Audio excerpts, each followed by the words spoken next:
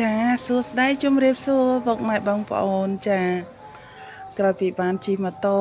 ទៅដល់ចាមកប្រាសាទអង្គរវត្តជ្រុងខាងលិចហើយចាឃើញមនុស្សច្រើនកុះកមែនទែនចា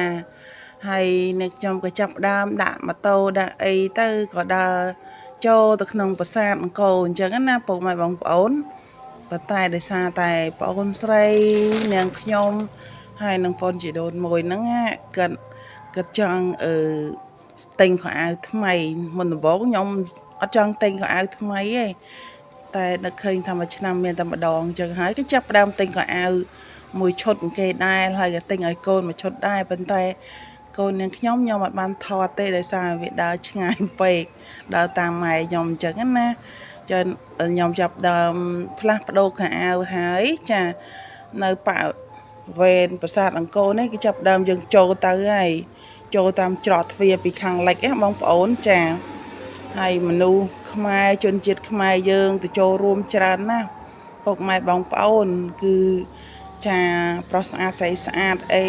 បុរសក្មេងចានាំគ្នាចូលរួមច្រើនជាមួយនឹងភ្ញៀវជនជាតិច្រើនមែនទែនណាពុកម៉ែបងប្អូនចាបើមិនបានទៅគឺពិតជាខកបំណងហើយពុកម៉ែបងប្អូនចាហើយឆ្លៀតទោះឈឺជើងយ៉ាងណាក៏ដោយ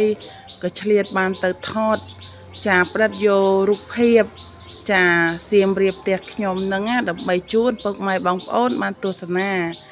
ចាហើយក៏អ្នកខ្ញុំចាប់ដើមដើរថតចាកូនខ្មែរទាំងអស់គ្នាច្រើនមែនទែននាំជាគ្រួសារដើម្បីដើរលេងចាហើយក៏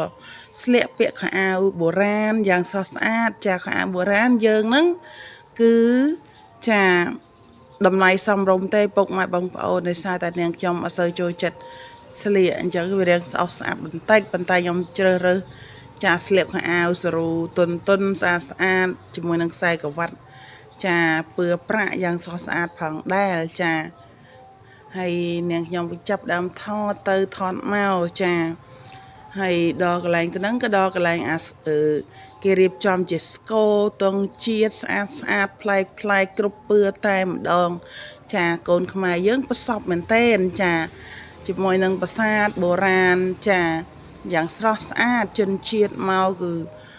នាំគ្នាថតទស្សនាមិនថាជនជាតិចាខ្មែរយើងជនជាតិគេទេឲ្យតែបានមកដល់ប្រាសាទអង្គរវត្តគឺពិតជាសប្បាយមែនទែនចានេះគឺជាស្គរចាស្គរធំមែនទែនចា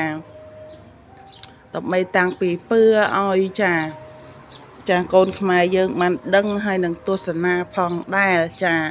ហើយនាងខ្ញុំក៏ថតកាមេរ៉ាមុខផងកាមេរ៉ាក្រោយផងចាអានឹងថតខ្លួនឯងសុទ្ធចាហើយក៏បានថតជាសន្លឹកទុកជាអនុស្សាវរីយ៍ផ្ញើក្តីស្រឡាញ់ជូនពុកម៉ែបងប្អូនដែលបានទៅទស្សនាជាមួយនឹងប្រាសាទអង្គរតូចចាប្រទេសកម្ពុជាយើងចាពិតជាស្រស់ស្អាតមែនទែន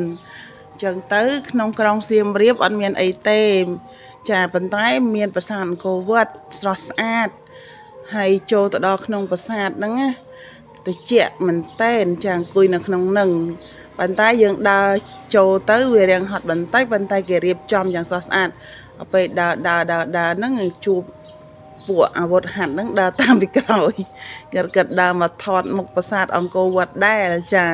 ហើយនៅខ្ញុំឃើញគេដើរតាមពីក្រោយអញ្ចឹងទៅខំដើរលឿនបន្តិច